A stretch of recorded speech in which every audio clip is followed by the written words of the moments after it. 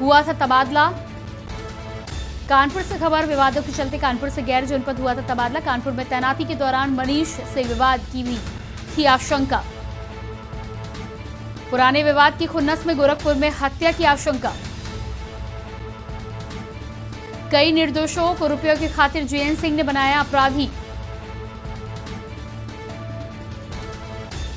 विवादित रहा मनीष की हत्या आरोपी जेएन सिंह। और इसी खबर पर कानपुर से ब्यूरो चीफ सुनील गुप्ता हमारे साथ जुड़ चुके हैं। जी सुनील, आपसे जानकारी यहाँ पर चाहेंगे। इस पूरे मामले में नए नए मोड़ सामने आ रहे हैं। अभी तक इस बात को लेकर कोई सूचना नहीं हो रही थी कि हत्या किस वजह से की गई है। अब ये मामला निकलकर सामने आ रहा है कि पुरानी रंजिश का मामला हो सकता है। क्या कुछ है पूरी जानकारी आपके पास? क्योंकि जो जेएन सिंह है, जयराम सिंह, ये इंस्पेक्टर गोरखपुर में है। वहाँ पर उन्होंने जिस तरीके की हरकत की है, उसमें एक मनीष गुप्ता की उन्होंने हत्या कर दी, इनके ऊपर आरोप भी लगा है और उसके बाद मुकदमा दर्ज किया गया। लेकिन जब विभाग के कुछ अधिकारियों ने इसके बारे में पड़ताल की तो जानकारी में आया कि कानपुर से इसका पुराना विवादों का नाता रहा है। क्योंकि 2017 में कानपुर में जब इनकी तैनाती हुई थी तो ये दरोगा बनकर के आए थे। उसके कुछ समय बाद इनको प्रमोशन मिला और ये इंस्पेक्टर हो गए। लेकिन चूंकि इनका आए दिन किसी न किसी विवाद को लेकर के, कभी जमीन का विवाद में, कभी कुल मिलाकर के इनका उद्देश्य सिर्फ और सिर्फ रुपया कमाना रहता था। क्योंकि ये अपने आप को एक एडीजी स्तर के अधिकारी को अपना रिश्तेदार बताते थे, जिसके बूते पर ये जो चाहे वो करने की बात कह करके मैं जो चाहूँ मैं जो करूँ, मेरा कोई कुछ नहीं बिगाड़ सकता। और यही कारण रहा कि इस मामले में भी इस तरीके की इन्होंने हरकत की। क्योंकि जब पनकी में तैनात रहे हैं तो 3 महीने का इनका कार्यकाल बड़ा विवादित रहा, जिसमें हार करके परेशान होकर के जो यहाँ के जो आईजी थे, उन्होंने उस पूरे मामले का संज्ञान लिया। उसके बाद तो गैर जनपद तबादला किया था। क्योंकि और भी कई मामले इसमें आए जो जिन लोगों को उन्होंने परिवारजनों को जेल भेजा है, वो लोग अभी दबी जुबान ये जरूर कह रहे हैं। क्योंकि उनका कहना था कि जो उनके बच्चों को इस व्यक्ति ने सिर्फ और सिर्फ इसलिए जेल भेज दिया क्योंकि उसने जो रुपयों की डिमांड की थी उनको रुपए नहीं दिए गए, जिसके चलते उसने एक निर्दोषों को भी इसने अपराधी बना दिया। इस मामले में ये जोड़कर देखा जा रहा है क्योंकि मनीष प्रॉपर्टी के काम से जुड़ा हुआ था, तो कहीं ना कहीं वो पनकी के कुछ इलाकों में भी इसकी प्रॉपर्टी का काम था। उसको लेकर के माना जा रहा है कि अभी जो कुछ सूत्रों से जानकारी आई है कि मनीष का इस थानेदारी के दौरान जेएन सिंह से भी कोई विवाद था। उस विवाद को लेकर कहीं उसकी जो पुरानी खुन्नस थी, उस खुन्नस को ही जब गोरखपुर में इंस्पेक्टर वहां पर चेकिंग में पहुंचा तो उसने सीधे इन्हीं के कमरे में गया और उसने किसी कमरे को चेक नहीं किया। इससे एक चीज स्पष्ट हो जाती है कि कहीं ना कहीं उसके जेएन सिंह को ये जानकारी थी कि मनीष इस समय गोरखपुर पहुंच चुका है, उसको कोई ना कोई उसको सूचना दे रहा था। और जब वो गोरखपुर पहुंचा है उसके बाद सीधे ये उसके कमरे में गए और वहां पर उसके साथ इन्होंने जमकर मारपीट की। क्योंकि जो लड़के साथ में थे, प्रदीप और उसके जो हरवीर, वो दोनों उनको बाहर निकाल दिया और जब उसके साथ मारपीट की उनके बाद उसको घसीट करके ले करके आए। और सबसे बड़ी बात ये जो अभी तक खुल करके सामने आई कि करीब 2 घंटे तक जब वो अस्पताल में, प्राइवेट अस्पताल में उसको मृत घोषित कर दिया गया था, तो उसके बाद 2 घंटे तक इन्होंने लाश को गायब रखा। क्योंकि ये पूरे का पूरा एक अपहरण का भी मामला इनके खिलाफ दर्ज किया जाना चाहिए। लेकिन जो पुलिस के अधिकारी हैं, जिनका जिस तरीके से जो वीडियो वायरल हो रहा है उसमें कलेक्टर भी शामिल है और एसएसपी भी शामिल है, वो पूरी तरीके से कहीं ना कहीं उस एडीजी के कहने पर वो पूरा दबाव में है और जिसके कारण इसके खिलाफ कार्रवाई करने में भी जो वहाँ के एसएसपी हैं वो कहीं ना कहीं पीछे हटते दिख रहे हैं। और जो एक वीडियो वायरल हुआ है वो इस चीज को स्पष्ट कर देता है कि जो अधिकारियों की मानसिकता है वो कहीं ना कहीं इस हत्यारों को बचाने का वो पूरा प्रयास कर रहे हैं, जिसके चलते अभी तक उसकी कोई गिरफ्तारी नहीं की गई। हाँ, वो ये जरूर अभी भी प्रयासरत है कि किसी भी सूरत में परिवार के जो लोग हैं, उनकी पत्नी है, मनीष की पत्नी, वो उनसे रुपया ले ले या कुछ भी कर ले, इस तरीके की उनके पास पेशकश पहुंच रही है। लेकिन जो मनीष की पत्नी है मीनाक्षी, वो किसी भी सूरत में किसी भी बात को तैयार नहीं। उनका सिर्फ कहना है कि जो हत्यारोपी हैं उनको जेल भेजा जाए और जिस तरीके से उनके पति की हत्या की उन लोगों ने, इसी तरीके से उनको भी एनकाउंटर में, क्योंकि एक तरीके से जो मोहल्ले के लोग हैं उनका यह भी कहना है अगर पुलिस, एक विकास दुबे द्वारा पुलिस पर हमला किए जाने पर अगर इतने एनकाउंटर किए जा सकते हो तो इस तरीके से अगर किसी निर्दोष को मारा जाएगा तो आखिर इस ऐसे हत्यारे का एनकाउंटर क्यों नहीं किया गया और पुलिस उसको गिरफ्तारी करने से भी अभी डर रही। तो इन सब तमाम सवालों के लेकर के जेएन सिंह पर तमाम लगातार आरोप लगाए जा रहे हैं। और अभी तक ये जो पनकी का मामला खुल करके आया है, अगर अधिकारियों ने एक सही और बिल्कुल दिशा निर्देशों को पालन करते हुए इस पर बिल्कुल सही अगर विवेचना करी तो जाहिर सी बात केवल कानपुर में ही नहीं। सुनील, इस तमाम जानकारी के लिए आपका बहुत बहुत शुक्रिया। तो लगातार एडीजी स्तर के अधिकारी को रिश्तेदार बताता रहा है हत्या आरोपी। इस पूरे मामले में नए नए पेज खुलते हुए सामने आ रहे हैं और नए नए पेजों के साथ ही साथ इस बात को लेकर भी इनकार नहीं किया जा सकता कि पुरानी रंजिश को लेकर ये तमाम मामला आगे बढ़ा है। इसी खबर को लेकर हमारे साथ गोरखपुर से भी संवाददाता रामशंकर हमारे साथ बने हुए हैं। जी रामशंकर, आपसे यहाँ पर जानकारी चाहेंगे। ये पूरा मामला और अधिक पेचीदा होता जा रहा है। इस पूरे हत्याकांड में सबसे पहले तो जानकारी नहीं थी, लोगों को इस बारे में कोई जानकारी नहीं मिल रही थी कि आखिर हत्या की वजह क्या है। अब जब मामला धीरे धीरे निकलकर सामने आ रहा है तो खबरें ये भी आ रही हैं कि पुरानी रंजिश के चलते भी यह हत्या की जा सकती है। हालांकि पुख्ता तौर पर अभी भी पुलिस ने इस मामले में कोई खुलासा नहीं किया है, लेकिन जिस तरह से लगातार ब्यूरो चीफ सुनील गुप्ता का भी कहना है और पुलिस अधिकारी भी दबाव बनाते हुए नजर आ रहे हैं, ऐसे में कोई बड़ी साजिश रची गई है, इस बात से भी इनकार नहीं किया जा सकता।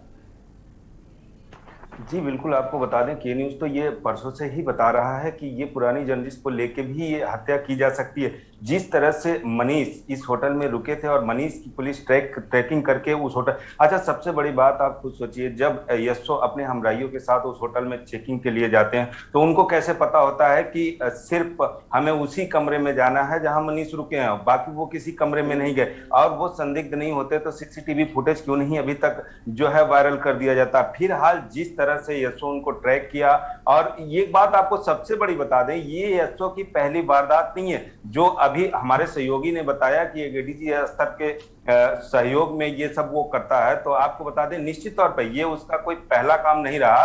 अभी हाल ही में अगस्त के जी बिल्कुल रामशंकर आपको यहाँ पर रोकेंगे। हमारे बीच खबर ये आ रही है कि जल्द ही पूर्व मुख्यमंत्री सपा सुप्रीमो अखिलेश यादव पीड़ित परिवार से मुलाकात करने के लिए पहुंच रहे हैं, कानपुर पहुंच चुके हैं। पूर्व मुख्यमंत्री अखिलेश यादव बर्रा के लिए हुए रवाना।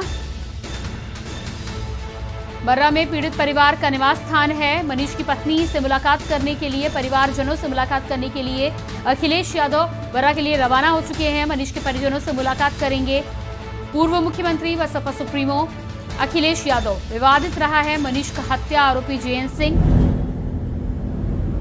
तो ये आपको ताजा तस्वीरें दिखा रहे हैं, पूर्व मुख्यमंत्री अखिलेश यादव के काफिले की ये तस्वीरें हैं। कानपुर से बर्रा के लिए रवाना हो चुके हैं, बर्रा में मुलाकात करेंगे। मनीष की पत्नी और परिजनों से, परिवार के लोगों से मुलाकात करने के लिए अखिलेश यादव आज पहुंच चुके हैं कानपुर से बर्रा के लिए जाता हुआ सपा सुप्रीमो का ये काफिला।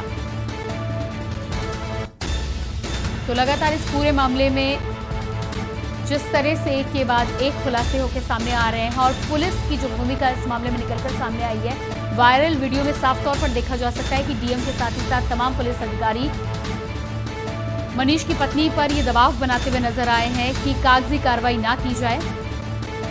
और इसी खबर पर हमारे साथ लगातार गोरखपुर से रामशंकर बने हुए। जी रामशंकर, बातचीत हम कर रहे थे यहाँ पर जिस तरह से इस हत्या को अंजाम दिया गया है, क्या कुछ है पूरी जानकारी? आप जानकारी दे रहे थे कि होटल में किस तरह से उन्हें साफ तौर पर यह पता होता है कि किस कमरे में मनीष रुका हुआ था और वो सीधे उसी कमरे में दाखिल होते हैं।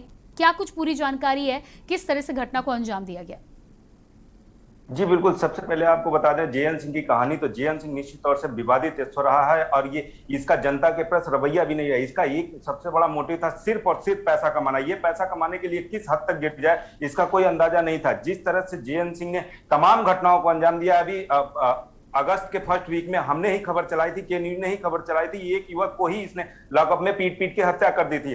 हालांकि फिर उसके बाद तहरीर बदलने के बाद जो है ऐसा कहा गया कि लड़की के घर वालों के मानने पर उसकी मौत हुई, जब साफ तौर से पुलिस ने उसे बचा लिया था। सबसे बड़ी बात हम आपको ये बता दें कि ये ऐसा इसका पहला घटना नहीं रहा था, ये तीसरा या चौथा घटना है। बांस गांव में भी ऐसा रहा, वहां भी ऐसे घटना को अंजाम दिया। लेकिन सबसे बड़ी बात, आखिर पुलिस इसकी मदद क्यों कर रही थी? अकॉर्डिंग टू लॉ अगर कोई की हत्या में कोई किसी की मदद करता है तो वो भी हत्यारा कहलाता है। तो क्या निश्चित तौर पे अगर जो इसकी मदद कर रहा था पुलिस क्या उसको भी मुलजिम बनाएगी? क्या उसको भी गिरफ्तार करेगी?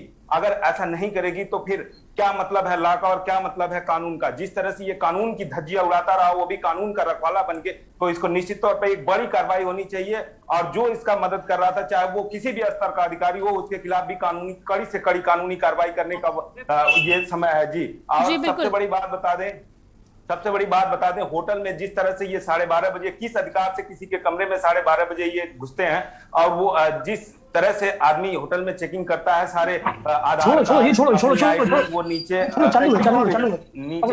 अपना जमा करके फिर वो होटल में चेकिंग करता है। जिस तरह से एक नियम है, अगर आप किसी होटल में कमरे को चेकिंग करने जाते हैं तो सबसे पहले आप रिसेप्शन पे चेक करेंगे, उसके बाद कमरे में आप जाएंगे, वो भी किसी अपने से बड़े अधिकारी को बता के। और जिस तरह से देखिए चश्मदीदों को बताया गया कि ये पहले कमरे में जाते हैं, आधार कार्ड चेक करने की बात करते हैं, सामान चेक करने की। मनीष की सिर्फ इतनी गलती थी, मनीष ने कहा भाई इतनी रात को कौन से, हम आपको के न्यूज के पास वो ऑडियो है जो मनीष ने आखिरी समय में अपने भांजे से बात करके मदद मांगी थी। के न्यूज ने ये प्रमुखता से दिखाया भी था।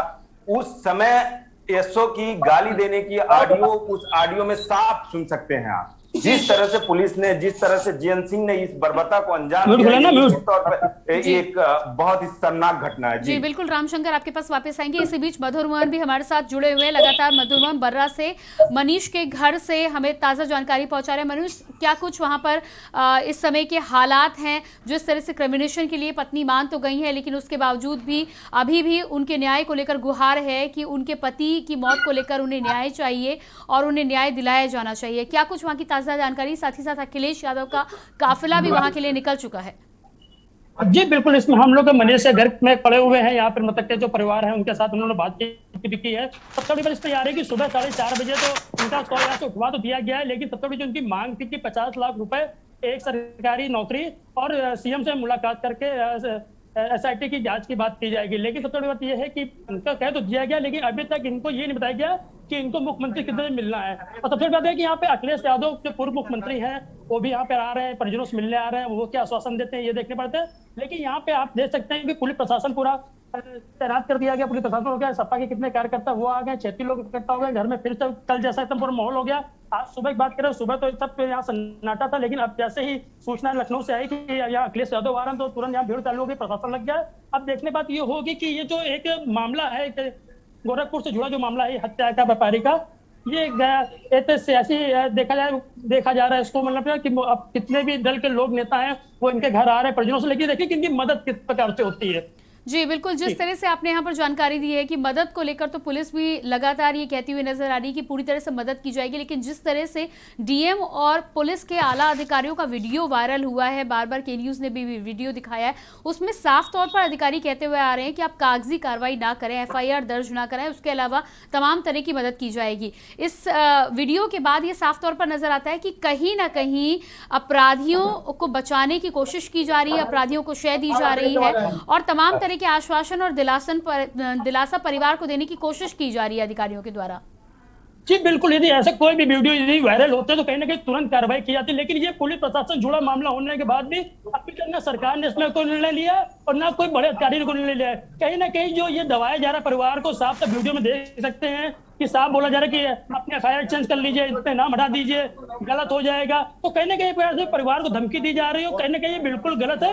इसमें सख्त कार्रवाई होनी चाहिए और यही मांग पीड़िता की जो पत्नी वो कर रही है। वो उन्होंने कल डीएम से भी बात बोली थी, उन्होंने कल कानपुर कमिश्नर से बात बोली थी और यही उन्होंने बोला कि आज मैं जब योगी जी से मिलूंगी जाके, उनसे भी मैं यही बात रखूंगी कि मेरी जो मैंने जो उनको लिखित में दिया है उसका भी वो कार्रवाई करें, उसमें जो जितने भी दोषी पुलिसकर्मी उनके खिलाफ कार्रवाई करनी चाहिए, जिन्होंने मुझे धमकाया था उनके खिलाफ भी कार्रवाई करनी चाहिए। जी बिल्कुल, हमारे साथ लगातार गोरखपुर से भी रामशंकर बने हुए हैं। रामशंकर, जिस तरह से हम लगातार बातचीत कर रहे हैं और इस बातचीत में साफ तौर पर निकलकर सामने आ रहा है, लगातार आप हमारे साथ बने रहिएगा। रामशंकर और मधुर में ना आपके पास वापस आएंगे, लगातार इस मामले पर हम नजर बनाए रखें, लेकिन फिलहाल वक्त एक छोटे से ब्रेक का। आप देख रहे हैं के न्यूज़, खबरों का सारथी।